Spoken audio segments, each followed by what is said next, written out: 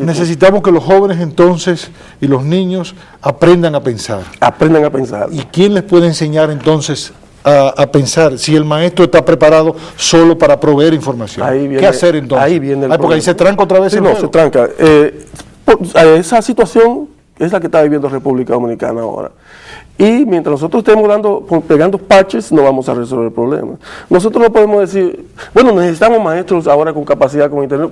Pongamos esto, que las escuelas tengan todas acceso a internet. Ahora hay muchas escuelas con acceso a internet. Tampoco eso resuelve. No resuelve porque si tú me le pones un computador a un indígena digamos, del Amazonas, que nunca ha ido a una ciudad desarrollada, ¿qué él va a hacer con ese computador? Nada. Tal vez le haga rituales y baila alrededor de ella, sí, porque él no sabe lo que es eso. Pero si tú se lo pones en la mano a un ingeniero... Quizás si es inteligente lo vende y compra comida. Sí, tal vez, sí. No, pero si se la pone en la mano a un ingeniero, ¿qué él va a hacer?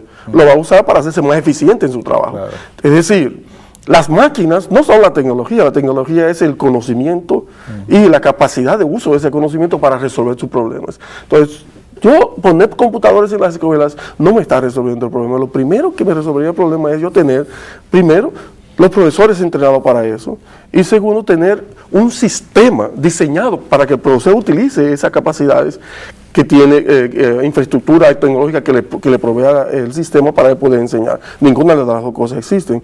Tú me dirás, ¿y qué hacer primero? Sí.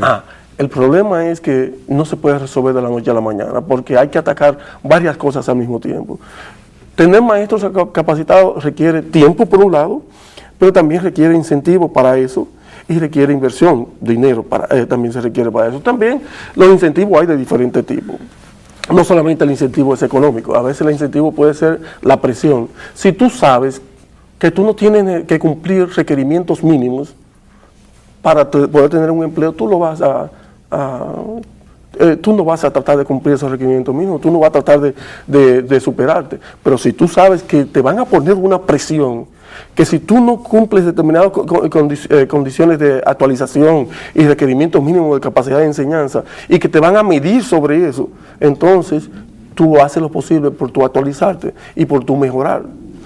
Eso que tú estás diciendo de ese paradigma equivocado con el que estamos operando, explica por qué los niños y jóvenes dominicanos son tan malos en matemáticas y lenguaje. Lo explica perfectamente. El presidente Fernández dijo una vez una frase por la cual fue muy criticado,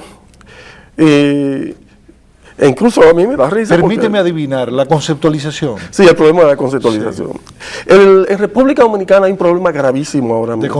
De conceptualización. Así es, eso es verdad. Entonces él tenía razón. Lo único que había que tener cuidado de cómo decir eso, claro, porque no es todo el mundo. Sí, sí. Hay un problema de conceptualización debido a la cantidad de profesionales que hemos venido acumulando, formados, profesionales entre comillas, yo les llamo a ellos graduados universitarios, sí, porque profesional es ser profesional. Y graduado universitario, tú tienes un título universitario. Un montón que se está graduando, no solamente con paradigmas viejos, sino con paradigmas que son viejos, con conocimiento obsoleto y con metodología obsoleta, y muchas veces con profesores que en realidad no están enseñando, están ahí ganándose un sueldo. Tenemos graduados discapacitados. Y son discapacitados. Entonces, ¿qué resulta? Tú tienes eso en la televisión, sí, tú tienes eso en los periódicos, sí, tú tienes eso en ingeniería, tú tienes eso en el aula de la escuela y lo tienes en el aula de la universidad, sí, que tú vas a formar con eso. Entonces, ¿cuál es el principal problema que tú encuentras? ¿Se puede pensar sin conocer correctamente el uso correcto del idioma? Posible. Cuando tú no puedes distinguir entre un adverbio y un adjetivo en la estructura de tu vocabulario o de una frase que tú vas a construir, que tú no sabes cuándo eso es un verbo y por qué debe usarse de una manera o de la otra, ¿tú crees que es posible que tú puedas pensar? Bueno, puede haber otro tipo de pensamiento, pero el pensamiento que nosotros conocemos utiliza el lenguaje. Y si no, hablemos con los expertos en lingüística. Entonces, nosotros tenemos un problema grave del idioma. Yo me vanagloriaba antes de que el dominicano podía pronunciar comiéndose la S o poniendo como el cibaeño, poniendo la I en la R y la L y cosas como esa, pero el dominicano era un ciudadano que aunque no tuviera título universitario, utilizaba el idioma correctamente, la estructura lógica del idioma la utilizaba correctamente, cosa que yo encontraba que no se daba con la gente de Sudamérica y de Centroamérica, principalmente los indígenas. Los indígenas rompen el idioma de una manera flagrante, pero es porque tienen dos idiomas en la cabeza y no van a la escuela. Pero yo veía que el dominicano sí hablaba correctamente. Entonces, ¿qué estructura la mente? estructuralmente el uso correcto del lenguaje.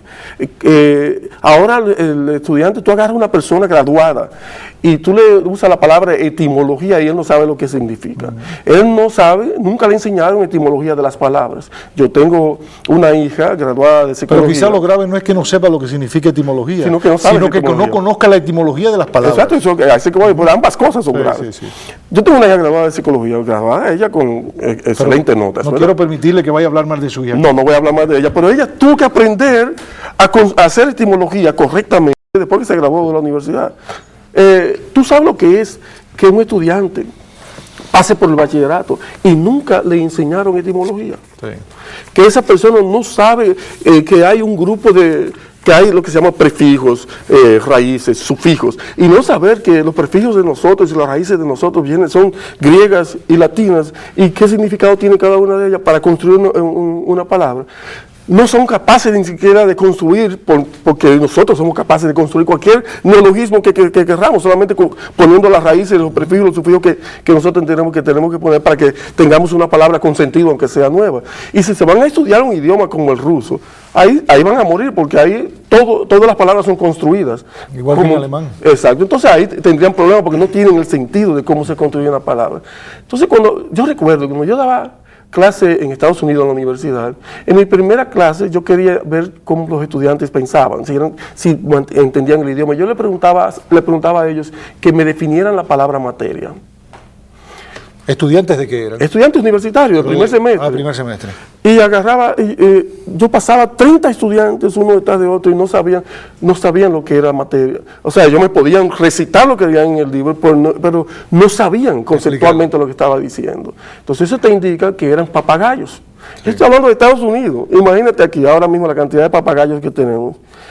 Porque usan la palabra, incluso usan estribillos para hablar. O sea, estructuras predeterminadas, que ellos saben que estaba aquí, pero no entienden por qué. Esa es la importancia del lenguaje y las matemáticas. Ahora, ¿qué es lo que es la matemática? Es un lenguaje superior. ¿A qué le llamamos nosotros un lenguaje superior?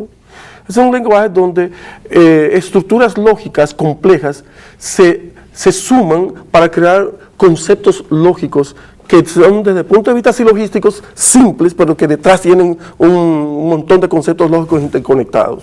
Eso es lo que es la matemática. Entonces, cuando yo agarro y manejo una fórmula de matemática, vamos a ponerte un ejemplo. Entonces, yo agarro y sumo 5 más 3 me da 8. Eso es una construcción silogística simple. Pero cuando yo aprendo álgebra, yo aprendo a sumar x más z igual a q. ¿Y qué es eso? Yo estoy sumando todos los números posibles.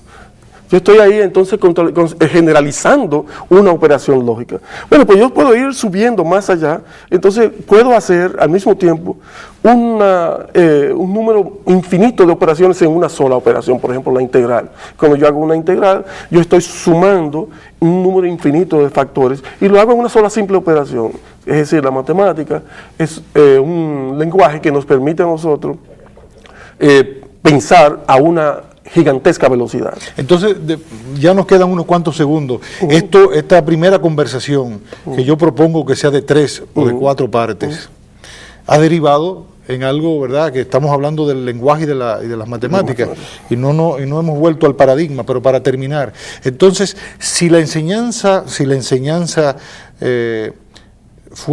tuviera como paradigma el razonar, los pilares fundamentales entonces sería la enseñanza del lenguaje y de las matemáticas, ¿verdad? No los únicos, ¿no? Okay. Hay que enseñar lenguaje y matemática básica como bien, base, pero entonces utilizar eso como herramienta para aprender a resolver problemas.